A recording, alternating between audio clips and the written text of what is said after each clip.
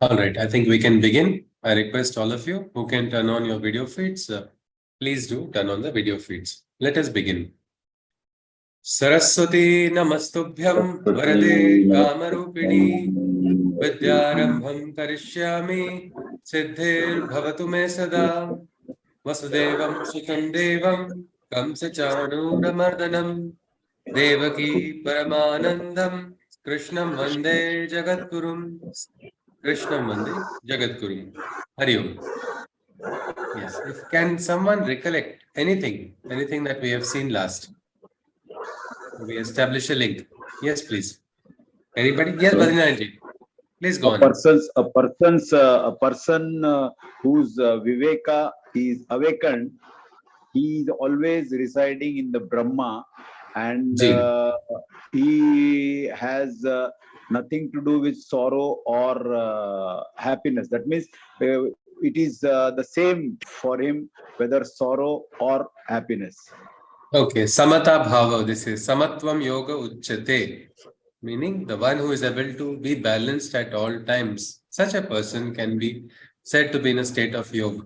So, Badrinathji said that yes, somebody who is able to maintain that balance, he is indeed a yogi. Would you like to continue, Badrinathji, or anything else? Yeah. Further, he once who is in this highest state of consciousness, for him there is no return. That was the one good thing that means once the consciousness is raised, after earlier there is always a fluctuation, up and down, it happens. Even in sadhana, detachment, when we start practicing, we go through this entire cycle where we have our attachments coming, going. But after we reach a particular stage, then you reach a state of consciousness from where there is no descent. Meaning that it is like, they say, Sukham Akshayam Ashnute. You can go on experiencing Ananda and it just keeps on increasing. It doesn't wane. So yes, that was a good point, Badrinathji. Anything else you would like to add? Please feel free to unmute. Or anybody else as well. So we saw these 2 points. For those, I just wanted to add certain things. Yes, sir. Of course. Last time we learned that the soul is same in all living beings. Ji. The Atman is the same. So everyone is identical. And Krishna also says, why wait for more births? You can get liberated in this birth itself. Ihaiva. There is something very special in this birth. This birth itself. What are you waiting for? No need to go elsewhere. And the one who can control the rush of anger and gush of desire can reach the highest realization. Yes. And such sages, when they do any karma, it's a charity to the world. Being. From that state of consciousness, when they reach that state, any action done from that level, it becomes automatically, because it is selfless work. It is a selfless work, or words, actions, deeds. They come from a higher insight. So they themselves, the action, the karma itself becomes like a divya karma, and it is indeed a blessing. Absolutely. And such sages also have an aura. Around. Yes, and it radiates. Okay, that was something which we did see a bit.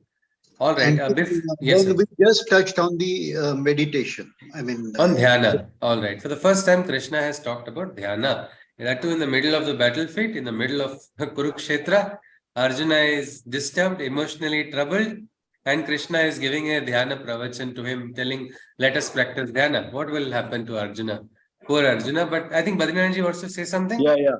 For those who have the knowledge of the self, they are liberated, and it is like, the sun's rays, when it comes, it dispels all the darkness. Similarly, those who have raised themselves to the higher self, their knowledge glows and ignorance vanishes.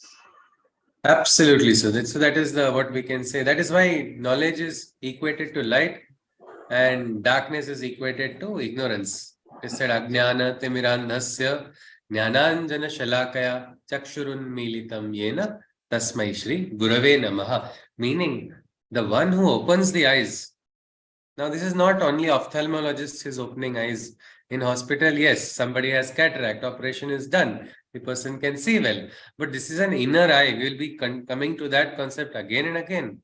The eye which gives you insight. Otherwise, life is the same. Materially, everything looks the same. We all have the same physical eyes. We have the same physical abilities of perceiving what is in the visual range. Yet, when you see some people notice certain things, some people don't notice because they are conscious. They can see. If they are unconscious, they will not see, though they have eyesight. Many times, some people's hearts don't beat in the right way, so they see something happening, and they can still turn a blind eye to it. So it's nothing. It's not about the physical eye. So like that, when the knowledge comes, ignorance disappears. When you realize all the tamaha of darkness, of ignorance, which was inside of you. Everybody is born with ignorance. We have some ignorance, which through life experience, we have to raise and shed it. And there is no one better than Guru only who can do that.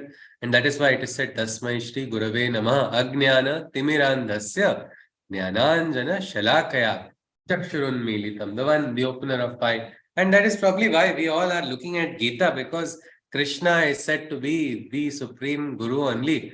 Krishnam Vande Jagat Gurum. Means he is the Guru who is able to show the light. The way he showed light to Arjuna, probably all of us can also seek that light from him. If we get it, we will again be liberated. So that was one thing we saw. And we saw one technique of meditation. Before we go into that, we saw the word aura. Can someone tell me what is this? Anything you know about it? Yes? Have you felt it anywhere? Or yes, please. Hello. Anybody? Aura is nothing but a sort of blissfulness, Okay. which you gradually develop over a period of meditation. And when you feel blissful, you feel that divine energy is flowing all around you. Okay. Okay, Am I that right? probably is the aura of divinity. Okay, sir. All right, fine. Thank you. So now I think even if you look at a meeting, sometimes even in the corporate world, you're having a meeting and then there is a lot of what they say, tu me going on, nobody's listening to each other. Suddenly one person enters into the room. And when this person enters into the room, there is a sudden change because with that person, a different aura also entered into the room. And that person suddenly solves the problem by his or her very presence. Meaning, if you just look around, you'll see people as well. You will find some people have that tendency of, making changes. We saw about Dr. Abdul Kalam. He had an aura even before he became famous. Yes, somebody wants to add something, you may add, or I will just You mute gave all the participants. example of Dr. Abdul Kalam only last time.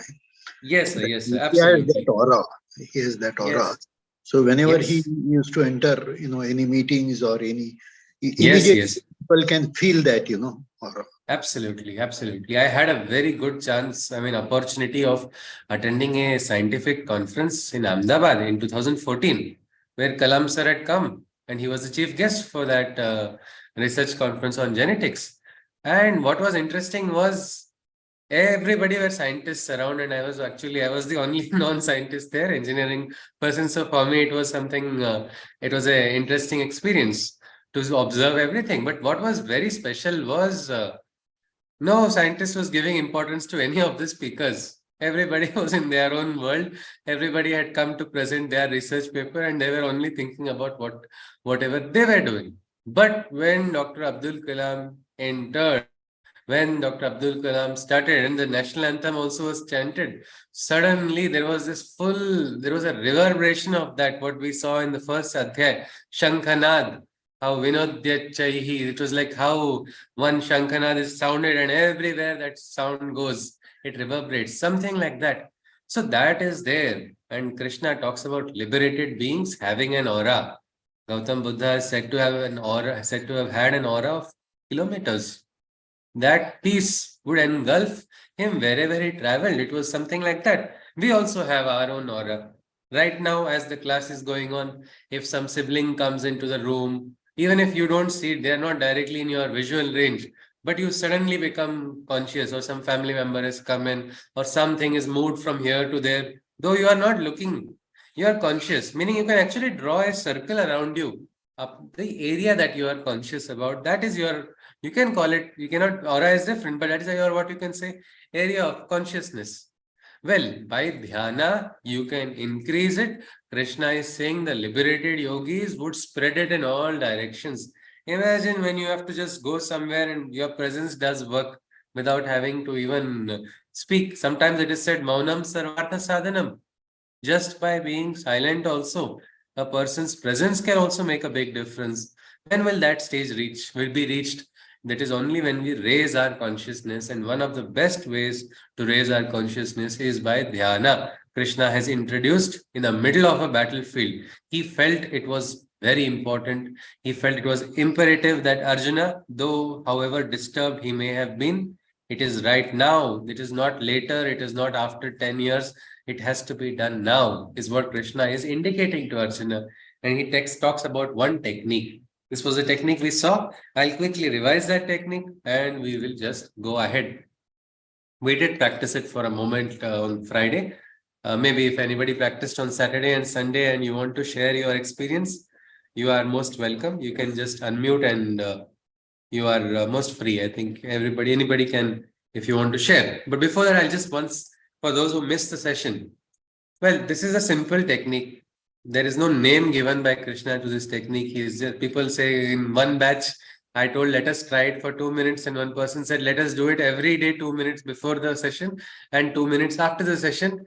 And then they started calling it 2 minute meditation, meaning they were not going to do more than 2 minutes. Somehow it is not a minimum. It's like water needs boiling 3 minutes, you 2 minutes, you have to keep hitting continuously, something like that. Dhyana also needs to be done for a particular concentrated time. Whatever it is, Krishna has not mentioned the time. You can choose what is good for you and probably get the experience. Once you get that experience, then it is much better than to have some kind of unnecessary visualizations without really experiencing anything. So this technique is simple. It talks about equalizing inhalation and exhalation. Just observe your breathing, focusing at this point, the eyebrows, between the eyebrows, this point, Brur Madhye. This is actually very simple to do. This can be done at any time, before dinner, after dinner, like before going to sleep, in Brahma Muhurta, it is better. Whichever time of the day you are getting, just try. It's a good thing to spend quality time with your dear ones. Dearest one is sitting inside. Nobody is spending quality time with that dear one. Try and connect with your own inner self. Experience what you get afterwards. But let us just say you have to equalize your breathing, inhalation and exhalation. If you breathe in for a few seconds, say 2 seconds inhalation, 2 seconds exhalation. If it's three, there is no time limit, but just observe your breathing. Breathing is what Krishna has taught. So if has anybody tried it on Saturday and Sunday? If anybody did try and want to share your experience, you're welcome. If you have not tried, I would say just please do try. Anybody, have you tried it on the weekend? Yes. Yes, Badrinathji, yeah, no need to raise your hand. You can just speak, of course, anybody. Hello. Yes. Yes, Hello. Ji. Yes, Ji. Yeah, I tried it, and for a few minutes, if you are in that state, you feel a sort of calmness, a sort of relaxation. Even I tried for about 3, 4, 5 minutes, and it's really very pleasant. It was nice. Yes, actually, different people get different experiences. But Badrinathji, what about thoughts? Were they zero or were they troubling a bit? Thoughts were coming and going a little bit. No, thoughts, they were coming. They were coming. It was, not getting associated with the thought was one thing. Like, they used to just pass away, like passing clouds. That's a wonderful thing, actually. And yes, that was a good experience. All right, that's a very good way to ignore, actually. So the thoughts, we will have thoughts when we do this dhyana. Sometimes thoughts will keep troubling us. All you have to do is not participate. That is by focusing at that point, like on your inhalation, focusing on your breathing, even if you're not able to concentrate here. Just go Hello, on with, yes, you want to add hello, something more, Badrinath ji? Acha. hello. Yes, ji. Like thoughts were there, but Okay. a few seconds you felt that you were just getting on with the thought, but suddenly a sort of awareness comes, and it just passes off. One, maybe suppose there are 10 thoughts, 8 of them just passed away, one or two thoughts Okay, ji. you get associated, but there is sort of awareness within a few seconds, within a fraction of a second, and then you get detached. That See, was this one is of the the experiences. interesting trick of the mind which keeps playing with us. We just have to go to a state. It is said a yogi goes to a state where na kinchit api chintet, means thoughtlessness. Thoughtlessness is a state which can be reached. And simple ways by dhyana, like I told you, my case was very bad. I was in a hopeless case 12 years ago. When I went to my teacher, he just told, Kam se kam acting karo. Start acting like you are meditating. That was all he told me. But slowly, I don't know when acting stopped and meditation started, because I don't know. I had to just sit in one place. No matter what happens, I will not get up. I was to keep everything. I'm out of connect with the world. Even if my phone was to ring, I will not go. I will not do anything. I'll check that all my other activities are complete. Nothing is left aside, which will can disturb me, and go into that state. So take your time. Take your time. Maybe 4, 5, 6, 7. I know of someone who went to half an hour very beautifully, continuously half an hour. This person was able to sustain. Of course, it was COVID time, so that was a different time where people did have a little more time on their hands. But this person had some very nice experiences. I do not want to jinx or give auto suggestions where you will start imagining that you are getting this particular feeling, or somebody will start. We didn't use the word kundalini, we didn't talk about chakras, all of that we can just keep aside. Let us experience for ourselves. What we experience, we can enjoy. No need to eat from somebody else's plate when you can make the best delicacy for yourself and relish it. So let us continue. Krishna taught one technique of meditation. Inhalation, exhalation has to be equalized. That is the shloka number 27. Today we continue with what is the 28th shloka. Let us begin. यतेन्द्रिय मनोबुद्धिर मुनिर्मोक्ष परायणः विगतेच्छा भयक्रोधो यह सदा मुक्त एव सः. The sages, who are the seekers of liberation, assert a control over their mind and intellect. Mana and buddhi, both are controlled. The sages are trying to control both of them. All senses, anger or wrath, can cause them no interruption. Why? For they have attained complete freedom in every respect. In the last part also, we saw the same thing. Who is that yogi? Not somebody who's never getting angry, who's never having this moment of desire. No, we are human beings. We will have these moments. A yogi is someone who is able to control anger, control desire, meaning understand they are natural. Origin, what the ugam is natural because we are we are a part of Prakriti. We are part of nature, the divine feminine. We will experience all of these emotions. But if we get carried away, then we are in trouble. We'll get trapped in karma bandhana. Yogis understand that. That's why they're a little wiser, we can say. And they are free, is what Krishna is saying. Absolute freedom. Krishna goes on further.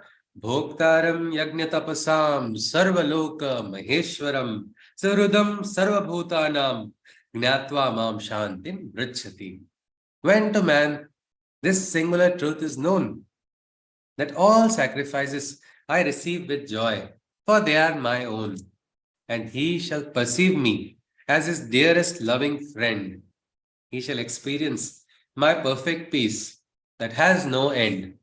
So Krishna says this truth, if someone realizes that Krishna is saying the divine receives all the sacrifices, it is the one receiver. People offer in different ways. Like I said, I went to a temple. Unfortunately, I went to a Vishnu temple and I asked for Bilva Patra because my teacher had asked me to get those leaves. And the lady there, she got angry. Like the Perumal Koil, ni Bilvapatra, why are you asking Bilvapatra in a Perumal temple as if I had insulted? Now she didn't realize that there's no insult. God will not get insulted by it. It is man who is getting insulted. So when you realize that all your actions, all your sacrifices are going to one place, that fear disappears. My question is, should we be God-fearing? Is it required that we must be God-fearing? Because many times we are told, be afraid of God. This person is such a God-fearing person. Is it necessary to be God-fearing? Anybody? Please feel free to unmute. No. What do you think? No. No. No. Shivaji says no. No, Anybody else? no, it is not. Anybody who... Okay, Dineshji wants to say something. Yes, Dineshji. Not, but sometimes it stops people from doing the wrong thing or doing crimes. In that sense, it can be useful also. But do you need fear? If you can have love as an emotion, do you need fear to prevent you from doing? Don't you think God loving is better than God fearing, Dineshji? Yes, it is definitely better. It is definitely better. All right. Okay, that's fine. So that is one thing. My teacher. Can I add something? Of course, Can I of add course. something? Yes, Ashaji. What happens is right from childhood we are told, ये नहीं किया तो हाँ, हाँ. भगवान गुस्सा हो जाएंगे. So we Yes, have, yes. I mean, at least my generation, we grew up like that, Yes, yes. That thing should be changed. Because the It should be fear of the changed. It God. is a sanskar. It is a sanskar which is not required. Yeah. Yes, Only yes. when That you is know, what. like at this age, I can say that God will not get angry because I have not done anything intentionally. I never do. I have faith in me that I will not do anything wrong. So Yes, that because came this much fear. later. Yes, But Ashaji. No, no. Absolutely. Hello. Because Hello. I think yes, I think Badrinathji wants to say something. Yes, Yeah, Badrinathji, yeah. and then I'll Hello. quickly go on. It is said that Lord is Krupalu, Dayalu, and when He is so divine and He has got so exceptional qualities, I don't Yeah. think there is any need to fear. Mostly because we are following His foot. We are Yes, always. yes. So we need Yes, not yeah, fear. absolutely. Perfectly Thank said. you. Yes, sir, thank you. Hari Om, Hari Om. Yes, so this is one important point, and Krishna is telling the same thing here to Arjuna. When you understand the truth, all fear will vanish. All fear will vanish. You will begin to perceive the divine as your dearest, loving friend. Maitri Bhava is the beautiful Bhava, Sakha Bhava. Many people in sadhana consider the divine as their Sakha or Sakhi. And that is the beautiful connection. And in that friendship, I think it's much easier. And a teacher is a friend. It is much easier for the teacher to teach than instilling fear, because fear creates a divide in the mind. Shivaji wants to share something. Yes, sir.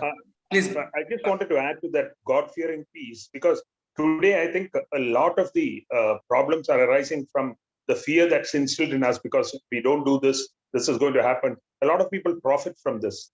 Yes, so now fear. I've seen so many people on a day-to-day basis like that. You go to the temple, you do this. If you don't, then I mean, it's always been like it's like some kind of threat hanging over you.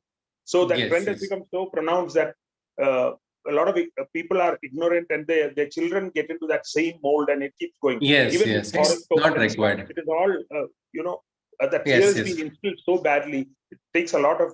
It's very difficult to pull it out of the psyche. Yes, and it's actually very simple. When you are sincere, I think mistakes done are always forgiven. When you make a mistake, imagine a child, a baby everybody has in their home. If the baby says instead of mama, he says mimmi, will the mother get insulted? No. Mother will actually find it more cute, something like that. You say, you invoke a mantra in a particular way, and you have not done a mistake purposely. You don't have to have that fear, oh no, this is going to lead to that, this will lead to that. So much, this is what we can say, divide of the lower mind. Until we rise above this, we are not required. Maybe rules are required for people, like if you see now, if I commit a crime, if I kill somebody, I'll go to jail. Now, I don't need to have this knowledge for me that I will go to jail, so I am not killing. I don't want to do that, so it is fine. But there's somebody else whose consciousness is too low. At least the fear will make the person go on the right path and not go. So maybe in the initial stages it's required, but later on Krishna says, when you perceive that all these sacrifices are towards the divine, well, even the Aradhya, which may be an Ugra Devata also, there is love behind the Ugrata also of the Ugra Deva. Many, if you see, many Kula Devats are very ugra. You look at them only, you will see that Ma Kali looks very fearsome. But the bhakts are able to understand the love behind her appearance also. They don't get into that factor. They actually experience the love, the power of the Virat strength of the divine. So Krishna says the same thing. That person will be at peace. He shall not have, he shall have he shall then experience my perfect peace that has no end. Meaning such a person will experience a shanti. Sometimes it's very, very useful. I had done once something very stupid. In the very start, I had gone to a temple of Shani Maharaj and I chanted the wrong mantra because I didn't know which was the right mantra. But it was, I just went on chanting and I was so happy that now my marketing trip will be very successful because I have got the blessings. Because my teacher had told me, go there and go meet the different places where I had to market some doctors and even some beauty parlors and different places I had to go. So I thought, let's take and it was nearly 12 years ago, just after my engineering. So I just, that time internet was not so accessible. So I quickly talked to my mother and I asked, quickly tell me what is this mantra. She told me one mantra. I noted it down on the paper and I started chanting. So my full day went in a particular way. I didn't realize what happened. Then I came back and told my teacher. He said, okay, great. Which mantra was there? That mantra didn't have the name of Shani only. It was some other Graha's mantra. But I don't think he got angry. It would have been, it is not something, I actually felt I had got his very good blessings. Everything that was happening, I was considering it auspicious. My leg falling in Cowdung also was auspicious for me because it started in the start. Whatever it is a mind which creates the divide, mind creates the fear. We don't have to allow ourselves to get trapped in it. And the simplest way is to connect with the Maitri Bhava. Arjuna is having the Maitri Bhava with Krishna, so he's able to talk. We saw him ask the obnoxious question to Krishna also. How do you expect me to believe? Did you have a time machine? Did you go in past and tell the truth to the sun? So this freedom allows what we can say. I think best relation everybody enjoys is a friend's relation, isn't it?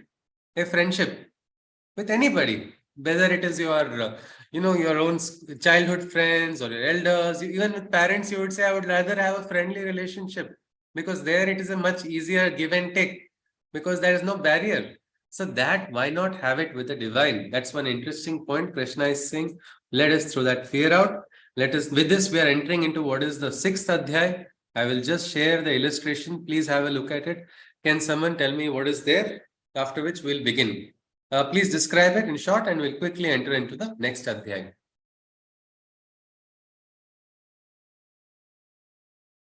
Can someone tell me what is here?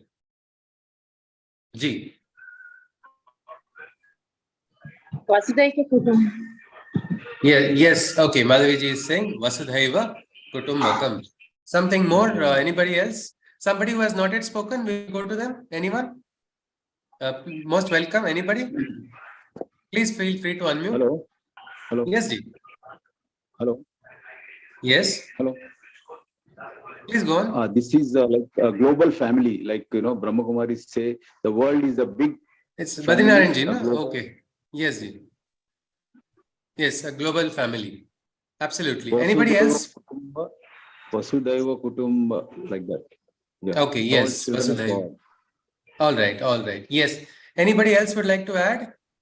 Yeah, I think it illustrates that though we look different from outside, inside that is the Atma is God is same. Okay. Yes, a person, yes, with a global perspective is not discriminating, not on the basis of religion, not on the basis of stature, not on the basis of caste, not society, or even nation. Means that is the true meaning of the Sanatan what principle of Vasudhaiva Kutumbakam. Many people sometimes say it's Vasudeva Kutumbakam. It's actually Vasudhaiva. Vasudha Eva. It starts with it's a beautiful Subhashit. I am Nijaha Paroveti. This person is mine, that person is another. Or this person is mine on the basis of my ideology, my basis of my blood, my religion, my caste, my country, my societal status. Somebody who does this is having a very narrow mind. But those who are having a broad-minded attitude, Udara Charita Nastu Vasudhaiva Kutumbakam. A broad-minded person can see that the whole world is one family. Sometimes this is the very important perspective that is required When you get that, you will be able to understand. That is why Swami Vivekananda could have a dialogue with Nikola Tesla. What is there? What is the difference? Means this person is what we can say, he is absolutely in a different field, Vedantist and physicist. What connection is there? No, the universal connection was there. That in that possibility of understanding, because consciousness is one. It is important to realize that. Until that is realized, one person cannot go ahead. That's one more point which will come later on in this adhyaya. So without much ado, let's begin the 6th adhyaya of the Gita. Krishna continues. We still don't know how much Arjuna is enjoying it. He has already got one dhyana technique. He didn't even ask for it. And yet Krishna has told. What is Krishna going to do further? Let us see. Shri Bhagavan Uvacha. Anashritah karma phalam karyam karma karoti yaha sa sannyasi cha yogi cha na ragnirna chakriyaha. Sri Krishna said, he who dutifully works without desire, him the expectations of fruits cannot cage. He is said to be the sannyasi, the yogi, the real sage, not he who renounces actions and kindles not the sacrificial fire. Meaning, it is somebody who is working without desire, meaning doing karmas without asking or seeking something in return. That person is so free that that person cannot be manipulated by anybody. That person cannot be trapped by desires. He cannot be caged. He is actually liberated. Such a person. It's actually very beautiful if you enter into that state, whether you're working in any corporate world or you are in a different profession, or even if you're not in the profession and just, working in a setup which is not requiring much competition also. Wherever you are, your attachment to your expectation is your biggest downfall. A yogi recognizes that, and that yogi is free. Krishna is saying such a person is said to be the sannyasi, the real sage, not he who renounces actions and kindles not sacrificial fire. Meaning somebody who is not doing any action, can that person claim that I am experiencing detachment? If I have not done any action, where is the question of detachment? It's like now Dhoni can announce his retirement from IPL. Can I announce my retirement? Is it possible? I have not played only. The question of retirement will not come here because I have not entered into the kshetra. Something like that. Somebody who is not lighting the sacrificial fire, who is not doing the yajna, who is not doing the tapas, such a person, how can he say that? And let us continue. I think Dineshji wants to share something. All right, Dineshji, and then we'll go to the next shloka. Yes, Dineshji. Sir, as a research student, I can completely relate to this because most of the times we do experiments. So 1,000 times the experiment fails and we do not know whether any result come or not. So we get frustrated. But I see that our teachers, they are constantly doing and they are not getting frustrated. I think they have this knowledge. Absolutely. So wonderful. And that is the way when you can be free and liberated. Otherwise, what will happen is your attachment will make you fudge the results in your favor. No, this did not come out. I want to publish whatever happens because I need to get my degree. Next, quickly, I have to publish the results. Maybe you might actually, one person did in our engineering days only, he tried to develop some kind of engine which is hyper efficient. And suddenly he had some political connections and immediately came on the news and everything.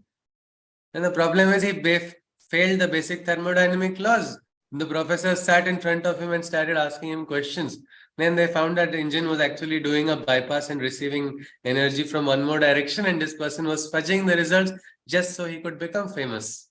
So what has happened? Expectation made this person so mad that he thought everybody is a fool, and he tried to push in something which he felt was very important for him because of his desire. But his buddhi was covered. It was a wise person would have, even a simple person would have understood.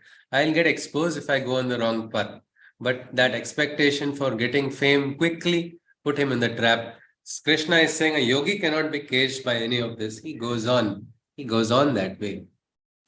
Krishna goes on and tries to explain because many times people have a very wrong approach of detachment. A lot of people think detachment means becoming cold, becoming indifferent, becoming heartless. That's not detachment. Krishna is trying to clarify. It's just letting go of the expectation. Even in relationships, you should have empathy. A mother must have what they call mamta. That feeling must be there. But my child must listen to everything I say. Otherwise, I will not allow this. Or what is going to happen? You can create a controlled environment only after up to a particular year, after a few years. After that, what's going to happen? Then the child will go into a different environment, and then people will get disturbed. Oh, look at my child. My child has colored hair. This is such so insulting. They have gone into the wrong direction. Or all of this is actually an action of, it is like a force is being put in from one side, and another side, there's a rebelling happening afterwards. So instead, let that free relationship be there. And what Gita talks about, Mukta Sangha, free union, we'll come to that later. But Krishna is saying that is the yogi. He's talking about sannyasi also. A very interesting way of sannyasi is a person who is not giving up the actions, who is giving up the detachment, who is giving up the expectations of outcomes while performing actions. Damleji is one, what we can say, one of his students who worked with him. He took sannyas diksha, and suddenly he later on called online on the phone. He just messaged that I have taken sannyas diksha from a particular guru, and I have got this new name. Then Damleji just asked, have you taken karma sannyas also? There was sudden silence.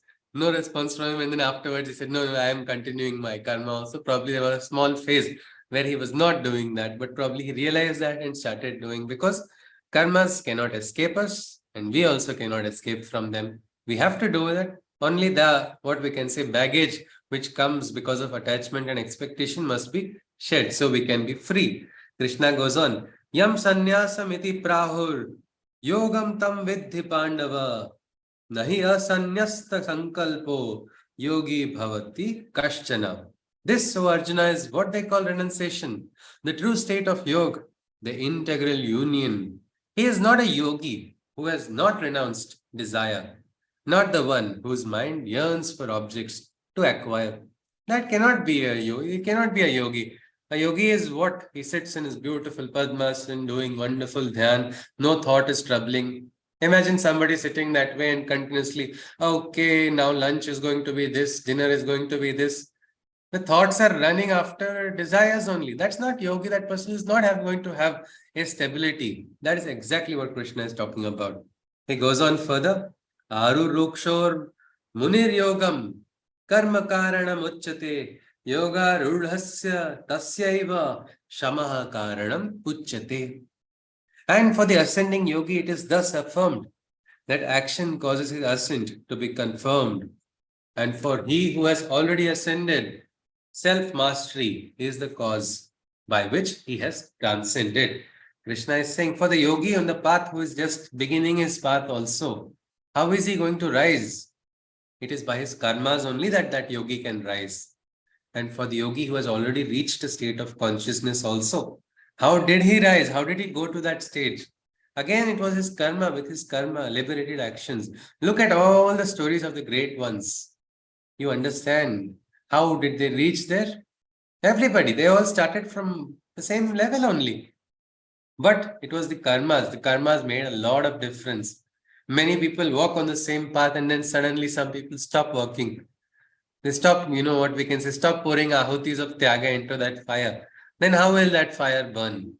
But the yogi is one who is having that, what we can say, that Nirantar Jyoti is going on. Or how these Nath Sampradaya, they say Alak Niranjan, that it is continuously going on all times, all moments. That is the yogi, is what Krishna says. Krishna goes on, he says, Yadahi nendriyartheshu na karma svanushajjate sarva sankalpa sannyasi yoga rudhas tadochyate. In his mind too, all attachments he has denounced. When all the wills within are renounced, if he is bereft of desires towards all objects of sense, the zenith of yoga he has reached thence. When he has become free from all these attachments, all the will which is within inside, that person has renounced. He is bereft of desires towards object of sense. he is said to have reached the peak of yoga. Now, what's interesting is Krishna is talking about the ultimate yogi to Arjuna, who is right now in a fit of emotions, whose desires have taken control of him.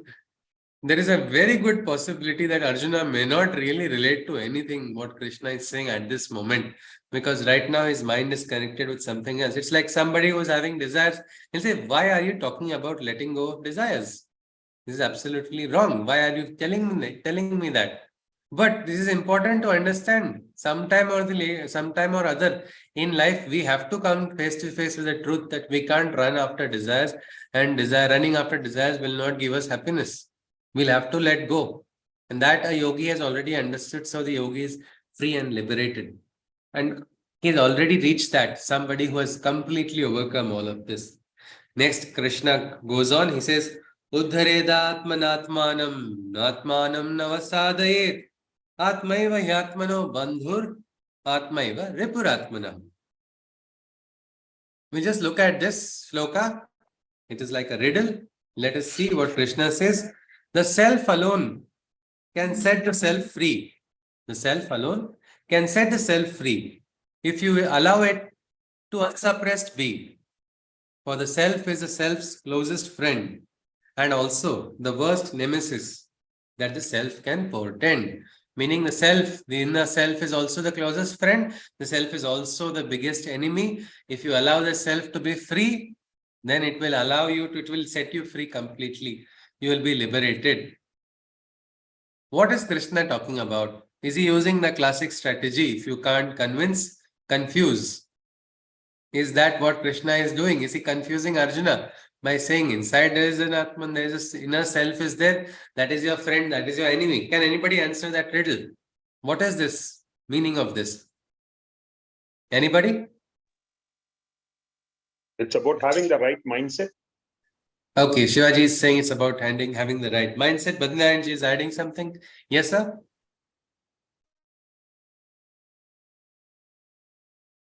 Please unmute it.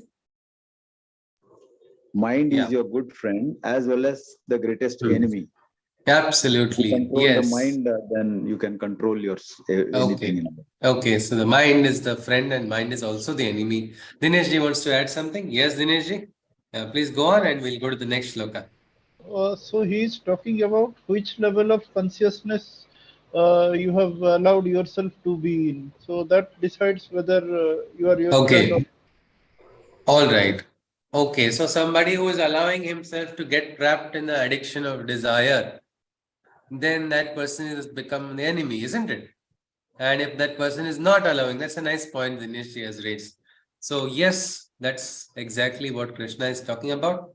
We'll go to the next shloka where Krishna actually clarifies. He clarifies it. He says, Bandhuratmanas Atma manastasya yenatmaivatmana jitaha anatmanasto shatrutve vartetatmaiva shatruvat. The self as a friend can thus be considered. When can you consider a self as a friend? A self as a friend can be thus considered when the lower self's pull has been conquered.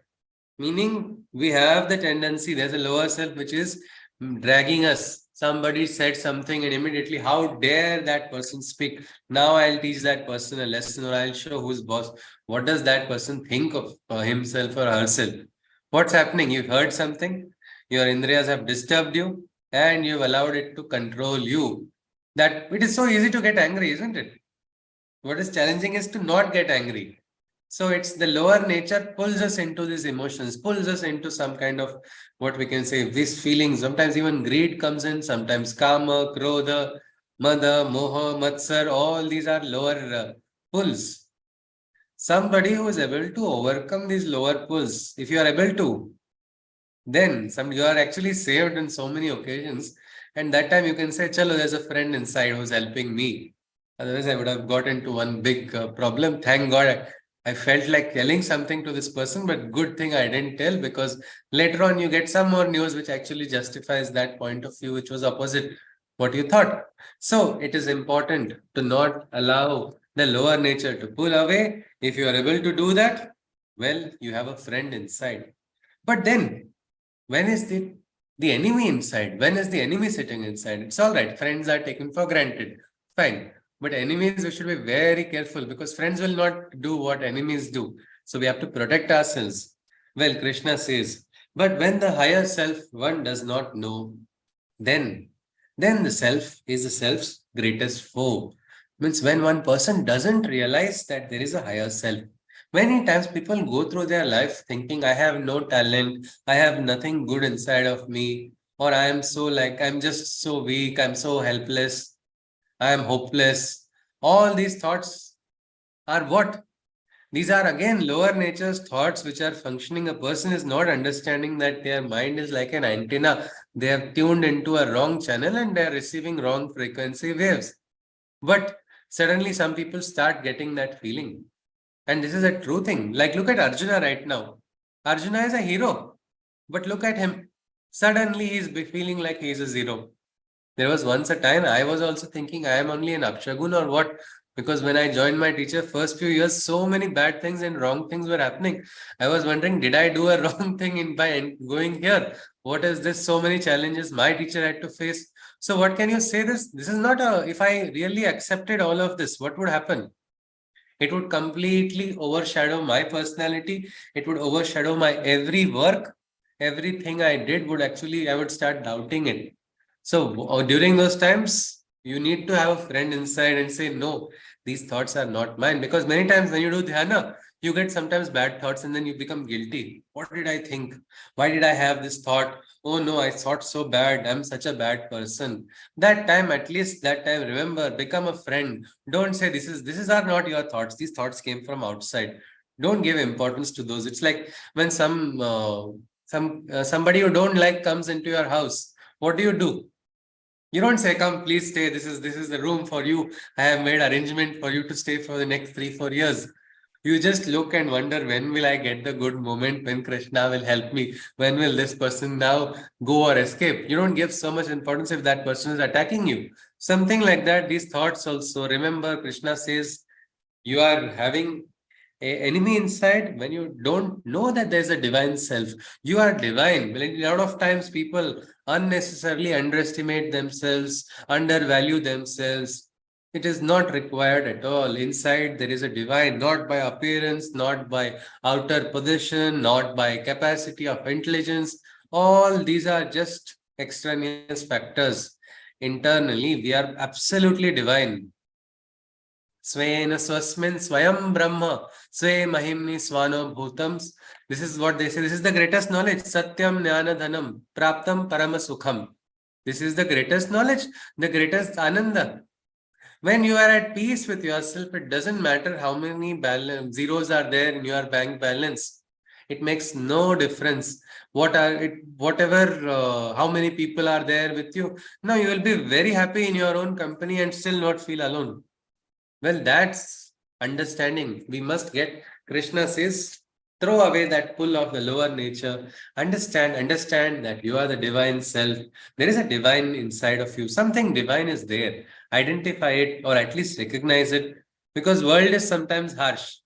Do we have to be harsh on ourselves? Is it a rule? Is there why should we be harsh on ourselves? At least let us be a little bit lenient towards ourselves and continue progressing. That is what Krishna is talking about. He goes on, Jitatmanaha prashantasya paramatma samahitaha chitoshna sukha dukkheshu tatha manapamanayo. The victor of the self experiences the perfect peace, and in this greatest oneness, all fluctuations cease. So that person is a champion, a real champion, not somebody who's got some medal or some kind of certificate from somebody. That's not a champion. These are all outer degrees. The real challenge, the real champion is the one who has got that realization on the inside. He is actually at a stage where there are no fluctuations. There is oneness. Not in heat, not in cold, neither in heat or cold, nor in loss or gain, and in honor or dishonor. Finds not he glory or pain. Whether somebody praises him, he doesn't go into the sky. Then when somebody criticizes him, he doesn't come falling back from the sky. He is there only, whether it's comfortable situation or uncomfortable situation. The balance, the inner balance is not lost. That's what Krishna is saying, whether being honored or dishonored. Krishna goes on, he says, Jnana Vijnana Truptatma. This Atma is called a Truptatma, meaning satisfied, contentment. It is said, Santosha eva Purushasya Param Nidhanam. Santosha, being satisfied. And when will you get satisfied? When you are contented. That time even less can appear so much. Or sometimes you have so much and you're not satisfied, that will still make you like you'll feel you have nothing. So this trupti comes out of satisfaction of the self. This will is what Krishna is telling. Jnana Vijnana Triptatma Kuthasto Vijitendriyaha Yukta Ityucchate Yogi Samaloshtasma Kanchanaha. With the self's gnosis, poised he remains, unaffected by senses and tranquil in all planes, and regards alike clay, gold, or stone. Towards all objects, and equanimity is shown. So Krishna is saying, with the self's gnosis, this person remains poised, balanced. It's like a beautiful quietude is there on the inside, unaffected by the senses. So many times you get a different situation. Sometimes you get insults from the most unexpected corners and then it shakes people so much. But the yogi is quiet. It's all right. That person, whether you insult him or the praise, both is taken in a very balanced manner. Such a person regards alike clay, gold, or stone towards all objects, and equanimity is shown. I have a question now here. Can we treat clay, gold, and stone as one? Yes. What is Krishna saying? Anybody, can you unmute and tell me what is this clay, gold, and stone, treating them as one? Yes, everybody has the same importance in their fields. Like okay, Om Prakash Ji is saying, give the same importance to clay, gold, and stone. Okay, Badrinaran Ji?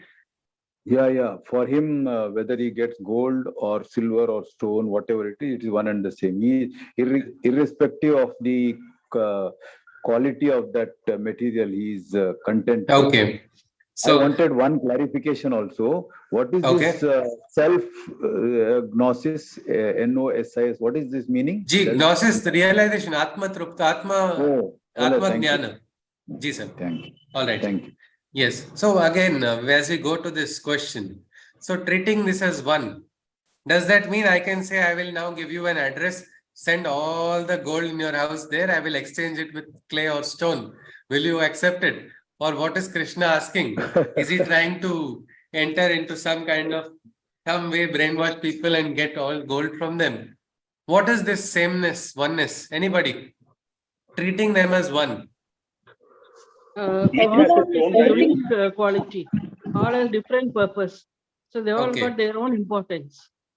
Yes, they have their importance. But how do we treat them as one? Shivaji was adding something. Yes, Shivaji? No, it was the same thing. What I said is actually each one has its own value and utility. So where you use clay, you can't use gold. Yes. And vice versa, something like that. So everything is equal. Each one has its own importance. Each one has its own importance. It's like now if I'm in a desert and I want one glass of water, if somebody comes and says, no, I'll not give you water, but I'll give you one truckload of gold. What will I say? I said, no, I want to survive right now. Just please, one glass of water is enough for me. But if I have a desire only, whatever happens, I'm going to run after gold only. Then it's a big, yes, Dr. Atulji has shared, not being attached to it. Because it's fine. Gold, a lot, you don't have to say gold is evil, stay away from gold is what Yogi has told. But many times when one person wears gold, that gold starts reflecting in somebody else's eyes. Then what is that? Well, this is where oneness should be there. Many times people fight over gold and a lot of, we can say, relations get destroyed because of that. Same way where you have to understand clay. Clay is, you can mold clay and give it whatever shape. You cannot say, I want something harder than, if you use a stone, you cannot mold it the way you can mold clay. So places where it has its value, you must recognize it. So that is basically the same thing what Krishna is talking about. I think it was rightly said by everybody. understanding that and not getting carried away by the outer appearance. Otherwise, sometimes it is gold is just a yellow shiny metal. It has a value, yes, but sometimes there are things which are more precious. If you just run after gold and you forget what is more precious, will all the gold, I think there was a story of Midas, isn't it? The golden touch. What's the use? This person wanted to touch everything, was turning into gold. If his daughter turned into gold, what will he do with that? What's the use? He cannot have anything. That's a very important principle. So something a yogi understands, and so is not lured and manipulated. Because of our desires, people manipulate. People fall, I want to do this. No, I want little more gold. It is not just for me, it is for somebody else or in everybody. I want to do that. So I'm going to invest in this scheme, which is going to give me more gold. And then people get trapped because in their desire, they did not read that terms and conditions subject to market risk, that they have not read and invested everything because of a desire. Not just in that, in different places, we need to keep that balance. Krishna is saying the yogi is able to treat that. A yogi can even throw away gold just like it is an ordinary stone. If it is not required, sometimes that is also required. Let us go on further. We'll see that later on. Krishna goes on. Suran mitrayudasinam adhyasthadveshya bandhushu sadhushvapi cha papeshu samabuddhir vishishyate. The enemies or the friends who are dearest, sowers of discord, or the callous or indifferent nearest, the holy saint or the wretched sinner, he who as one perceives is the ultimate progressor. Now, Krishna didn't just stop there with objects. He has now gone to even people and relations. He says this person is not just treating objects as one. He is even treating people as one. He says enemies or friends who are dearest. We just look at line by line. Now, enemies or friends who are dearest. Does that mean I will say, come on, Brutus, here is my bag, please stab me because you are my enemy, but I have to treat you like you are my friend? Can you treat your enemy as you? How can we treat enemy and friend as same? Anybody? What is this? What is the symbolism or what is the meaning inside of this? Anyone? Both teach you a lesson in life. Both can teach you a lesson, and we cannot become partial towards our friend and allow our friend to go on the wrong path because of our attachment. And sometimes enemies will teach you things which they don't want to teach. They will not teach you consciously. There's a difference. Enemies will never teach you anything willingly. But if you have the right perception, you can learn. Sometimes you see an enemy standing, you will avoid that route, and you can then later on say, thank you for standing there and showing me a better route. Something like that, you need to be understanding that both. Don't get so overwhelmed because of your friendship that you will allow yourself and your friend to go astray. Again, that is just too much of what we can say a partiality towards your friend. It's not good. It is against Maitri Dharma also. The basic tenet of friendship is to speak out. Sometimes inconvenient truths also have to be spoken. Well, and this is what, and there's a dialogue in Godfather also, I think. And my father taught me to keep my friends close, but keep my enemies closer. So we can keep a better watch on the actions of the enemies. Well, that is that balance, recognizing, because we cannot do anything in the world. We are not in a world where we can just say, no, I want to eliminate my enemy. You cannot. And you try to eliminate one enemy, you will create 10 enemies. These gangsters don't understand. They get trapped in karma bandhanas, one after the other. But if you are able to treat them as one, Krishna is saying, then not just these friends and enemies, sowers of discord, the people who are like the Shakuni Mamas. I think we must have come across them from Mahabharata times. There are so many. They come just for doing something and they get some asuri pleasure in creating a discord.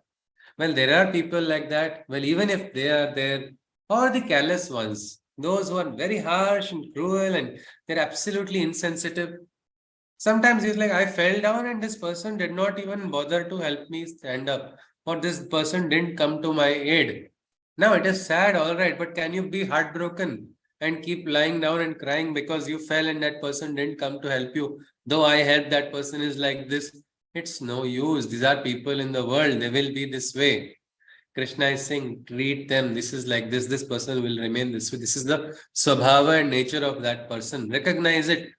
Whether it is somebody who is creating the divide, or somebody who is callous, or the indifferent nearest. This is the most difficult part. Indifferent nearest. Meaning the nearest person to you is farthest away from you. This is so difficult. You want somebody to be very close. You want that person to understand, appreciate, like you. So many things you want from that person. But that person doesn't feel like it. Now it's the biggest, most painful moment, isn't it?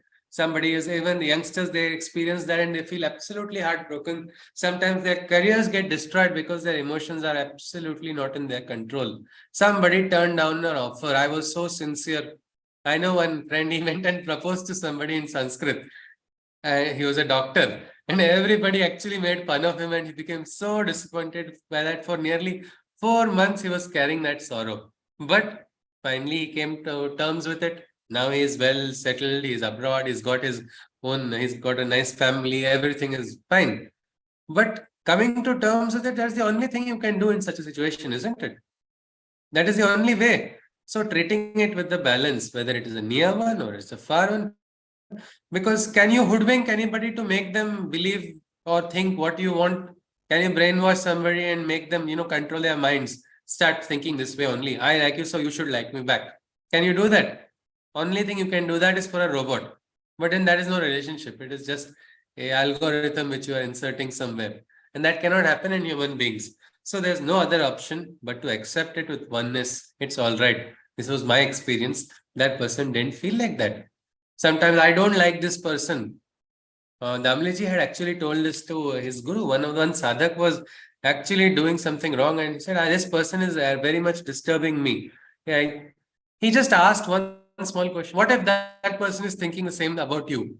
And Damliji was very quiet, and he said, oh, what a beautiful point. And the dialogues are very small, very little dialogues he would have, but they had a deeper meaning, and he would, have a lot of chintan on it, and that became a great, what we can say, transforming point. What if that person thinks the same way?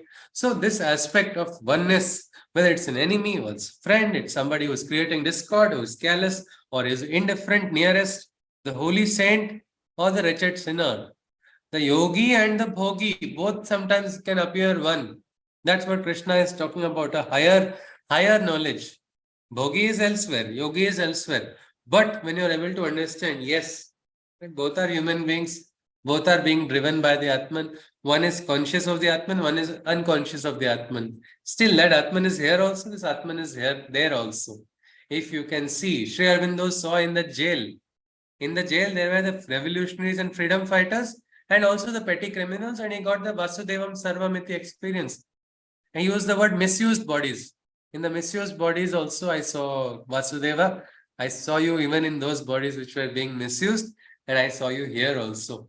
So this is what Krishna is talking about. Somebody who was able to see the oneness everywhere. That person is the ultimate progressor. For understanding this, Krishna is telling, we just look at 10th shloka and then we'll stop, because Krishna is introducing one more meditation technique. This is, of course, the last technique he will introduce. There are only 2 dhyana methods explained in the Gita. Both come in a flash and go away. Krishna doesn't give too much details about it. Probably he wants us to get our own experience. He says, let us stop here. Yogi yunjita satatam atmanam rahasi sthitaha ekaki yata chittatma nirashira parigraha. The yogi should seclude and devote himself on immersing and becoming one with the Supreme Self, in his solitude with mind and body, in his control, free of desire. He should meditate on the soul. Krishna is saying that person should take some time and identify a place and start doing dhyana. We will stop here. We just stop at shloka number 10, where Krishna has just talked about entering into a sthiti of dhyana. How do we do it? What needs to be done? That is told in the next few shlokas. And then we will see further. Before I conclude with the Shanti Mantra, I have a small question. What do you think Arjuna is thinking about, or in a scale of, again, as we have what we can say, a fun activity of giving Arjuna a rating on a scale of 10, how much do you think he is relating to what Krishna has said? Right now, he is giving us beautiful technique of dhyana and all. What do you think in Arjuna's case? On a scale of 10, how much do you think he is relating to what Krishna is saying? Anybody? Yes?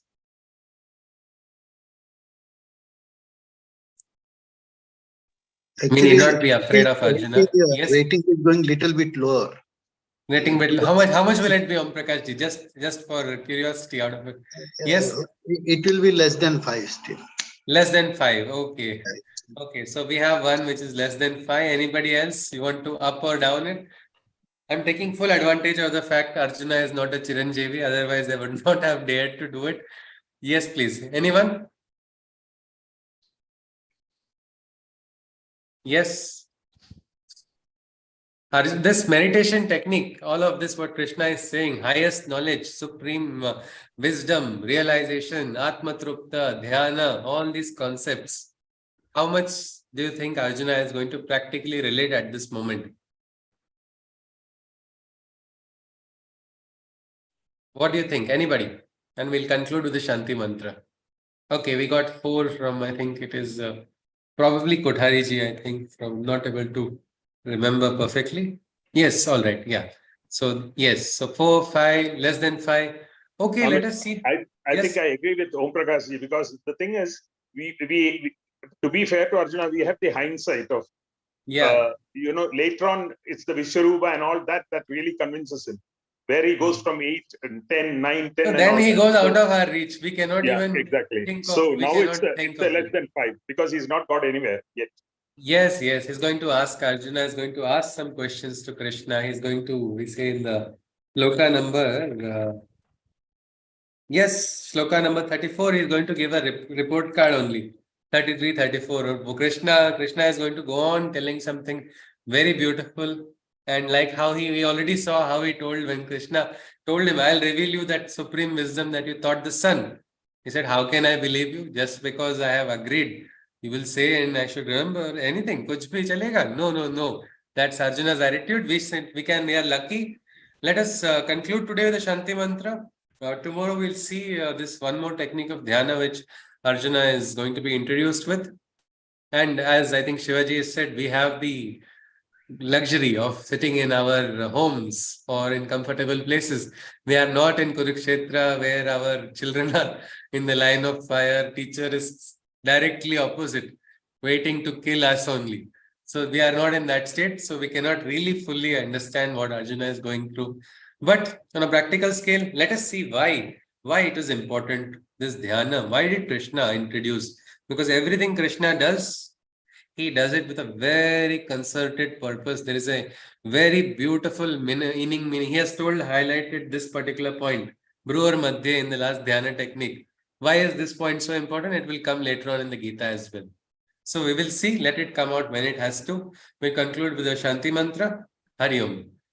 Sarve bhavantu sukhinah, sarve santu niramayah, sarve bhadrani pashyantu, ma kasyit dukkha bhag bhavet. Hari Om Tatsat. Krishnam Vande Jagadguru. Hari Om. Yes, please. Hari Om ji. Hari Om ji. Namaste. Hari Om. Any queries? Most welcome. Hari Om. Hari Om. Hari Om. Hari Om. Yes, ji. Hari Om. Hari Om. Hari Om ji. Namaste ji. Yes, Madhvi ji. Means treating enemies and friends as the same means not having hatred or love. We should be balanced. Yes, love we should always have, ji. Love we should have for all. I think even when we play sports, when the sports they begin with love all, isn't it? Cricket, I mean badminton, tennis, and all. The first point is the principle of having love universally, but that love should not make you blind. Blind means it will like hatred is a distortion of love only, isn't it, Madhaviji? Towards enemy also, we should not have hatred. Don't like the enemy. Be alert. I just mute you because there's a lot of sound coming. Yeah, I'll just there are, I think, multiple screens that are. Yeah. Okay. So, so enemies don't have so much hatred. Hatred will consume you only, isn't it? It will not. Your hatred for the enemy will not burn the enemy. We don't have that siddhi of certain yogis where you can make people just burn like that. Instead, that hatred will cause trouble inside of us. Same way, if you have attachment to your friend, no, this is my friend, so I will allow my friend to, no, how can I tell this to my friend? Many times people get that question. No, he's my friend, so we have to accept it. No, that's the worst thing actually. Sometimes a true friend should go and tell in the face, no, what you're doing is wrong. Maybe you will have to feel like stop talking, you will not talk to me again. It's okay, but I will not support you on the wrong path. Because that is the right duty. But how will you do it? Unless you are going to have one step back. Otherwise, you'll only remember your emotions with that friend and you will never have the heart to tell the truth. Sometimes parents have difficulty in correcting their children because they get emotional and it's like, no, it's okay. We'll become all right later on. But many times when the children get in trouble, then they blame the parents. It is because of you only I got this. You should have caught my ear at that time. You didn't do it. Children don't need a reason. They will keep blaming parents. That is also something which keeps happening all the time. You do everything perfect also. Even if I think Ishvara were to raise children, children will say, no, you are not a good person. See, that person was a better parent. But this detachment is important, one step behind towards friends as well as enemies. It's difficult to experience, but you should, a yogi is able to do it. And I think somewhere down the line, we need to reach a point where we lose that status of enmity with people also. Jagatasya Vishwasya Mitra Vishwamitra, meaning a friend who's having a friend who is the friend of all in the world. Meaning I have seen some people who it's like that person has zero enemies. This person is able to go and talk to, is a very holy person and sacred person. This person I know, but he has friends who are vegetarian also, is non-vegetarian also. He is having a person who is a junkie also comes and talks to him. Another person who is a beef eater also comes and talks something to him. This person is balanced. He's not getting carried away by anybody. He decides how much he has to talk, how much he shouldn't talk, and he is very conscious. I would say that is the way. Means that is the way where you can treat all with oneness. Same way, the next part of that shloka talks about nearest people also, indifferent nearest. Many times people have palpitations because this person didn't behave like this. This person did not. In relationships also, I want you to show me your feelings. Now, what is the meaning of if your feelings are not visible? How can that artificial show of feelings guarantee something? If they are not there, they are not there. You have to accept it and you'll have to probably take a step ahead and move on. So that balance is required is what Krishna is talking. Yes, Ji. Is that okay, Madhviji, what I said? Yes, Ji. Hari Om. Yes, thank you. Thanks. Hari Om. Namaste, Ji. Hari Om. Hari Om. Hari Om. Yeah, so Shruti, I just wanted to add a couple of things that you mentioned in this chapter especially. One is that acting karo, that is an extremely valid tip. You said on meditation, acting karo, yes. do the act. I mean, it's a practical experience for me. Yeah, but I mean, to some extent, I have done the same thing. Because not because somebody told me, just because probably to show off, but then you get into the habit. That was again during COVID time that you start, and then it really has helped. So what I'm trying to say is that session it will help a lot of people to get into that mode. I mean, they don't get discouraged if they are not able to concentrate. I mean, it's happened also. I mean, even now, sometimes you have to do it. It's a continuous process. And the second piece is that shloka 6, where it talks about unwanted thoughts coming and you lose your self-esteem even. I mean, that's another thing that I have experienced at least. So that, but when it mentions here that you need not be bothered with that also is a big help for people. I mean, a lot of people attending this, I'm sure, get a lot of the benefit out of that, because that's again, you get distracted, you even tend to stop it.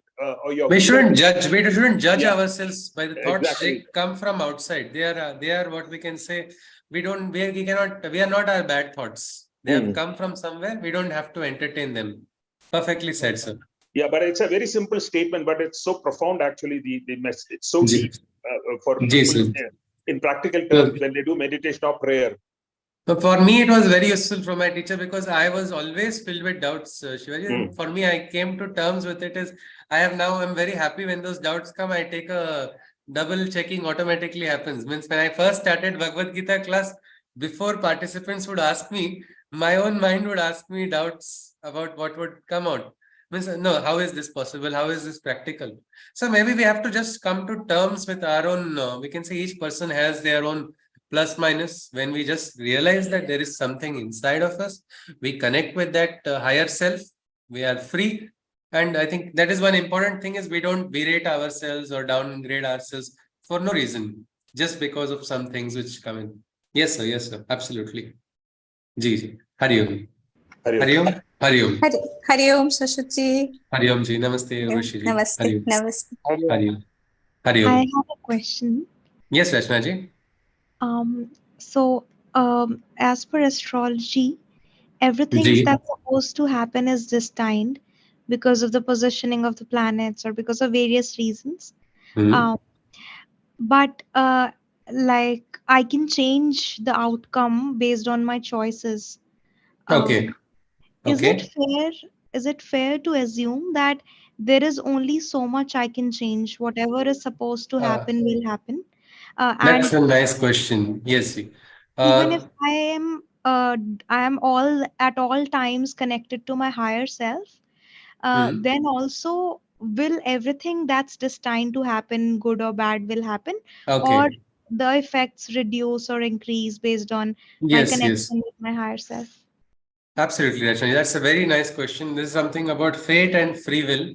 This is actually in depth looked at in the 18th Adhaya. There are 5 factors in which fate is not the entire factor among 5. It is just one of the 5 factors. Many times we are born with certain situations and it's like what we can say, oh no, I am born in this way or this is my fate. But there is something called free will also. Then free will, when human is able to connect, like you said, connecting with the higher self. Well, there's a beautiful bhajan by Anup Jalota. They say, Prabhu ko niyam badalte dekha, meaning the rules have changed. Well, this is something like there are stars, there are planetary positions. Yes, astrology has its factors, but astrology can tell to some extent about certain things. But the exact manifestation on the earth, there are so many, and it's like a permutation and combination of forces at play for something to manifest. Nobody can fully draw that. Means maybe a fate can put a comma in our life, but fate cannot alone put a full stop. There are other factors. They will be looked at in the 18th Adhaya, actually. Gita, Krishna does talk about it. So what if to answer your question as of now, Krishnaji, yes, maybe these stars do have some role to play, but they don't have the entire role. For example, I can say, according to astrology, I was supposed to be away from, I came to know this later on, actually. I didn't read astrology I don't go too much into it also, is what my teacher has also told me. Focus on your works. But according to a particular Jyotish Shastra, I was supposed to be away from my family, no matter what I did. Now, I didn't really think about it, but now if I look back, I am actually away from my family. It's been now 12 years. But interestingly, God has arranged something very special. I have joined my teacher. Instead of going abroad, I would have settled somewhere else and never, that was a plan. I was not going to come back to India at all, and there was a different direction. But now I'm in the same city as my parents. Even if my parents' TV is not working, they can give me a call. I can go home. So maybe one side that whatever prophecy or whatever it was, it has come true, but other side it has got changed completely, I would say. And this was not, I would say it is not, it is not just like that. I would say credit to me. It was just, I would say, grace of my teacher or so many factors. Sri Aurobindo says all can be possible when the God touch is there. And that there is a human, if you just look at number of factors, human effort also has an important aspect. What talent you've got, so like we will look at it later on, because then it will be more easier, as some other concepts will also be covered in the Gita. But there are 5 factors, Rachnaji, and this is just one. And I can just tell you one small example. A sister of mine, she got diagnosed with cancer, and the doctor told that you have only 4 months to live, 3rd stage cancer, suddenly. And the strange part was she didn't have symptoms. She herself went to get herself tested and suddenly it got diagnosed. Now, normally one person would get, oh no, what is this? I had a conversation with her. It was very heavy conversation for me. I myself had tears when I couldn't show it to her. I had to talk to her on the phone. But this girl didn't allow that diagnosis or the doctor's statement to draw a full stop. She said, no, I will not accept it. And she's now many months away, and that's her chemo. She responded so well that she didn't even lose her hair. She's still very, what we can say, perfectly. Nobody from the outside will ever understand that she had it. People say it is a crazy thing. How did it happen? This is such a stage. How can this happen? And all of this, but no. What we can see is there is a human aspiration. We will look at it in the 18th Adhaya actually, Rachnaji, because it's very nicely told, the 5 factors. But as of now, we don't need to think that it has its full control over us. No. Some ground it creates. It creates some ground. Is that okay, Rachnaji? Yeah, thank you so much. Thank you, Ji. Thank you. Yes, Madhaviji, you want to say something, or we'll conclude then? Maybe after you. Yes, please. Yes. The same thing, sir. Even when my son, at the age of 2, he got cancer in the 2 kidneys. At the age of 2 years. 2. Oh. Everybody gave up, but I said no. I was not giving up. Doctor also said to leave it, but now he's 20. He's doing his engineering also. So lovely, Madhaviji. So wonderful to hear that. Namaskars to you and your aspiration and your prayers and will, as well as your sons. So happy to hear that. No, world is it is so many, nobody is God. Nobody can decide with such perfection, and they cannot say that beyond the divine, what is there. Then there are so many factors which govern. So yes, thank you for sharing, Madhaviji. Thank you so much. Ji. Hari Om, Hari Om. Thank you, Ji. Thank you. Very inspiring. Thank you, Ji. Hari Om. Hare Krishna. Let us conclude. Yes, Hari Om. Hari Om. Hari Om. Hari Om. Hari Om. Hari Om. Hari Om. Hari Om. Hari Om. Hari Om. Hari Om ji. Hari Om. Hari Om ji. Namaste ji. Hari Om. Hari Om.